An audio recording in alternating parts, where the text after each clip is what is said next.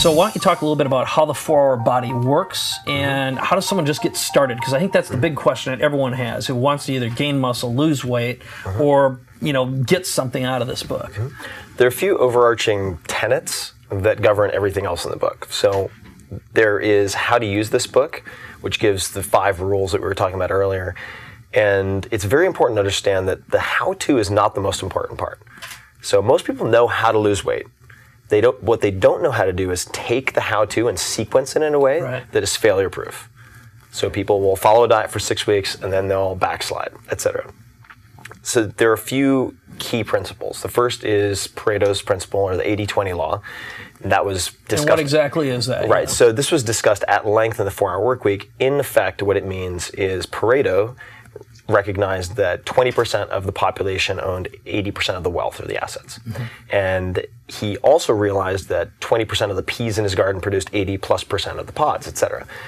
And with the human body, you find that really, if you look at the 1,000 diets, the 1,000 exercise regimes, whatever it might be, it's much smaller. It's like 2.5%, 2 to 3% that produce 90+% of the results by far. And the trick, the rub, the hard part is finding that 2 to 3%. And that's why this took me 3 years to write, which is 3 times longer than the 4-Hour Workweek, because I had to do all the experimentation. It's an amazing amount of work. It's an amazing amount of work. And the other principle is what would be called the minimum effective dose.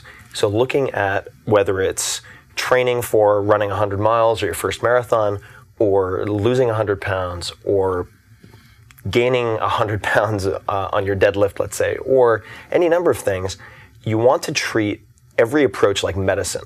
So what is the dose that I need for the result that I want? Anything above that is going to produce side effects, whether it's overtraining, whether it's severe caloric restriction, which will certainly hurt you, and it goes on and on. So really looking to measure and identify the minimum effective dose, not to be lazy, to be as effective and efficient as possible, because everybody's busy. And what people are prone to doing is, okay, Jan 1 rolls around, and they make this long list of New Year's resolutions, and then as soon as they get back to the office, half of those things disappear. They try to implement 10 at once, and they fail. And you can failure-proof that by taking really, really small steps. Yeah, it's one thing I noticed throughout is, first of all, you don't establish yourself immediately as the expert. You take this approach of, look, be skeptical, and I was the guinea pig here. I've got all these people behind me who are, obviously experienced, knowledgeable, world-class educators, and you're absolutely transparent about what happens and what the side effects are. And I think anyone who's, watching this, and myself included, once, our greatest enemy is ignorance. Right. And what you've basically done is kind of taken away the unknowns, made it easy in bite-sized pieces. And again, from a nutrition perspective, you get absolutely specific, for example, with your low-carb diet. Yeah. Same thing with nutrition, and also specifically the dosages and what happened.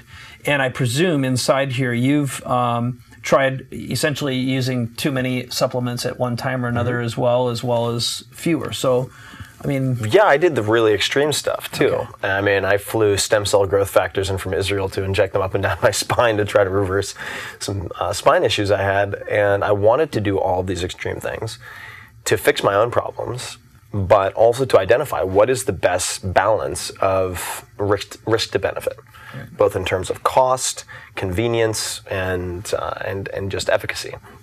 And the other thing that I really wanted to focus on was identifying common failure points. So why do people fail? Why does someone whose marriage depends on quitting smoking pick up a cigarette? Why do people fail? And what you find is you can paint a rosy picture, and this is very common in diet books. They'll say, oh, this is going to be the easiest diet. You'll never have to think about it. And the slow-carb diet is one example. It's very, very easy, but I can tell you, okay, after 8 weeks, you're probably going to plateau for this period of time. Here's how you overcome that plateau. At months 4 to 6, you're going to hit this type of plateau, and that's when you do A, B, and C. So expect to hit these roadblocks because it's happened across hundreds of people. And then you won't be caught by surprise and you won't quit. Because you'll just say to yourself, okay, I'm at week, let's say, 7 or 8, I'm hitting this. Okay, this makes perfect sense. This is how I overcome it. And then people can actually have the compliance, which is key. Because the perfect program that you quit after 2 weeks doesn't do you any good. The really, really effective, good program that you follow indefinitely, that has a huge impact.